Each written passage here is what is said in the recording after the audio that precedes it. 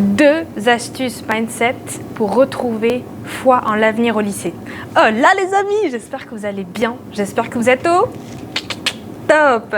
Si tu ne me connais pas encore, je suis Solène Benini, la personne qui t'accompagne à devenir ta jeune exception, c'est-à-dire un jeune plus confiant, plus inspirant, plus déterminé, à réaliser ce que j'appelle ton chef-d'œuvre existentiel, c'est-à-dire le rêve pour ta vie, et attirer à toi d'autres jeunes d'exception afin de créer des amitiés puissantes, impactantes et inspirantes.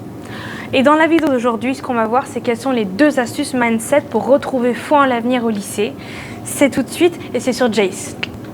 Si ce n'est pas déjà fait, si c'est la première fois que tu viens sur la chaîne Jeune d'Exception Rockstar, je t'invite à t'abonner en cliquant sur le bouton rouge, le bouton s'abonner juste en dessous de YouTube, parce que tous les matins, je te publie une nouvelle vidéo de conseils en confiance en soi, en estime de soi, en comment révéler le jeune d'exception, la jeune d'exception qui sommeille en toi, et ainsi attirer, créer et garder des amitiés d'exception, c'est-à-dire des amitiés qui seront extraordinaires, n'est-ce pas?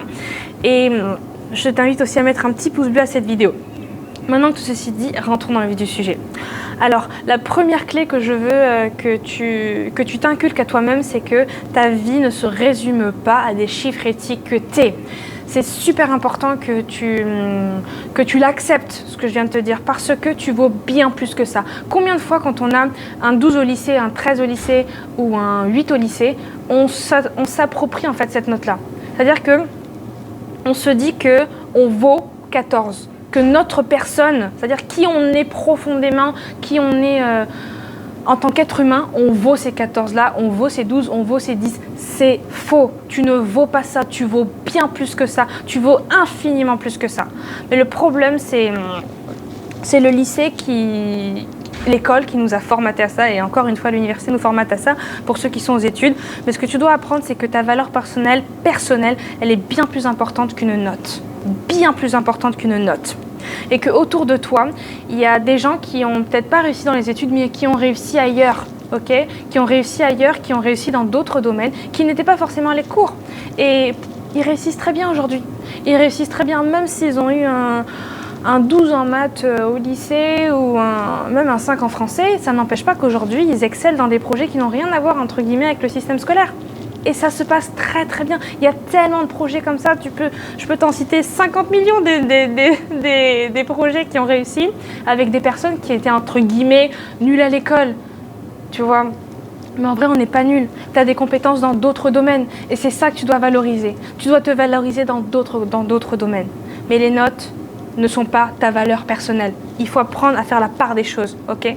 Le deuxième point sur lequel je voulais venir, c'est plutôt une citation, cette astuce mindset, c'est plutôt une citation, et c'est que les chemins difficiles mènent à des destinations merveilleuses. Souvent, quand on a une mauvaise note, la première réaction qu'on va avoir, c'est en vouloir au monde entier. Genre, tu vas en vouloir au monde entier. Tu vas trouver des centaines de milliers de boucs émissaires, même peut-être des gens qui n'existent pas, tu sais.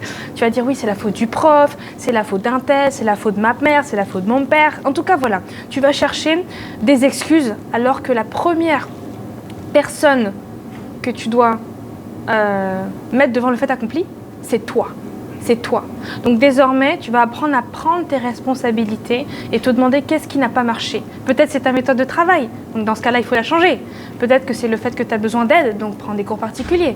Aller voir ton prof, lui demander qu'est-ce qui n'a pas marché, tu vois. Aller demander une correction de l'examen, une correction de l'exercice, pour te permettre de mieux performer la prochaine fois. Parce que rappelle-toi que le but est d'évoluer, le but est de grandir, le but est de s'améliorer personnellement pour évoluer personnellement.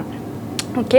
Et une dernière chose que je voulais te dire, c'est que souvent quand on a des leçons de vie comme celle-ci, eh ben on les prend pour des ennemis, alors qu'en fait ça devrait être ton allié pour te permettre de savoir où est-ce que ça cloche et où est-ce que justement je dois m'améliorer pour évoluer. Ok.